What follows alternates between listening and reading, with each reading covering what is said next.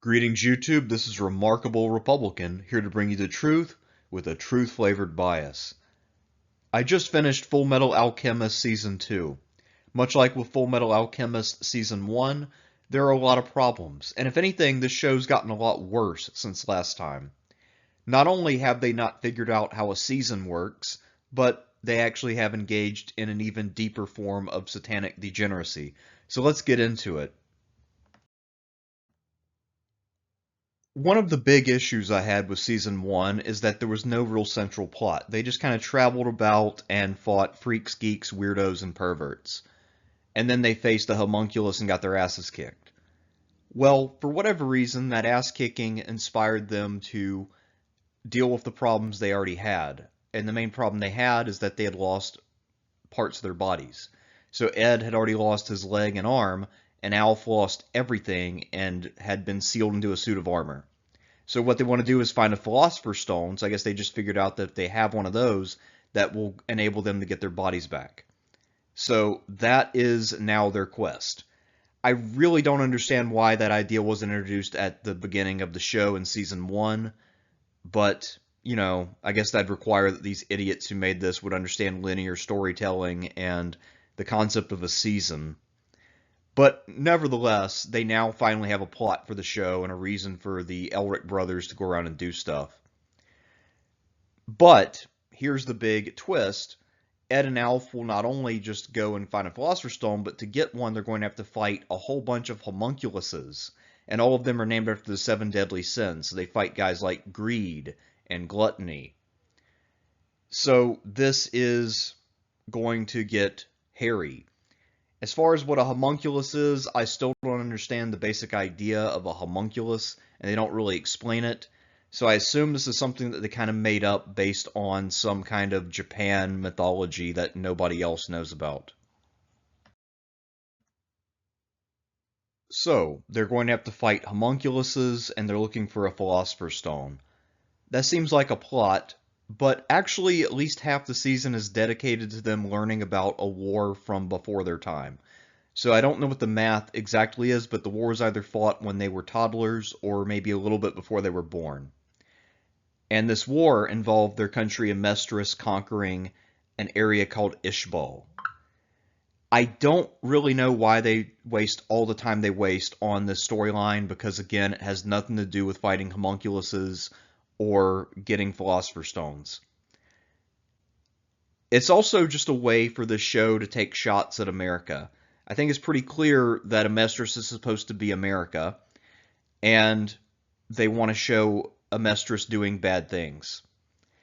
In many ways, what this is bringing up the skeleton of a dead war and raking the country over the coals for doing what it had to do for its national security. So this is the Vietnam Syndrome in its fullest form, except that these are Japanese people criticizing America.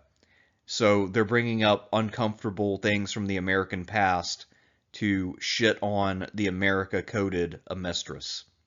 So I don't really know why they decided to do this, except just to take shots because they knew they'd put this in English and send it to America on Netflix. So thanks, guys. That was really polite of you, and I'm sure there's nothing in Japan's history that somebody should be mad at. Not that America did anything wrong in Vietnam. We were just defending ourselves, and they started the war in the Gulf of Tonkin, but whatever. In season one, we met Führer King Bradley. He was portrayed pretty positively in season one, but at the same time, he was called Führer King. So there was an implication he might be a bad guy, unless the Japanese have turned Nazi or whatever. Anyway, it turns out he actually is a bad guy, so finally that came to pass. We also learned that he is secretly Wrath, a homunculus. Although, interestingly enough, even though his name is Wrath, he doesn't really show much of a temper, so I guess that will hopefully come later, assuming that there's any kind of consistency with this.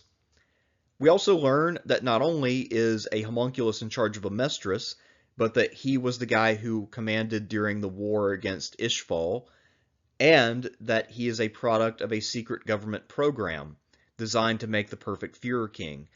So that means that there's another layer of conspiracy afoot. The government and military are compromised.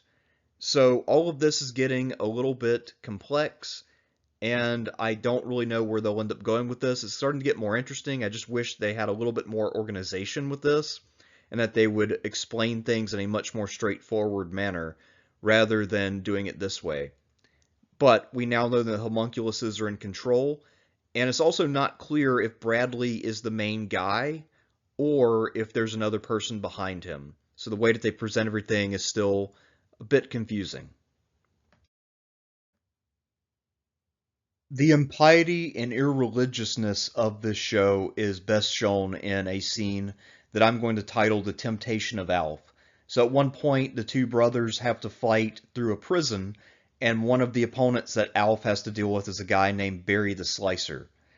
And Barry will try to gain the psychological edge over Alf by telling him that he can't prove that he was once a normal boy, and that his brother actually just made him up and put him in a suit of armor so he could have a bodyguard.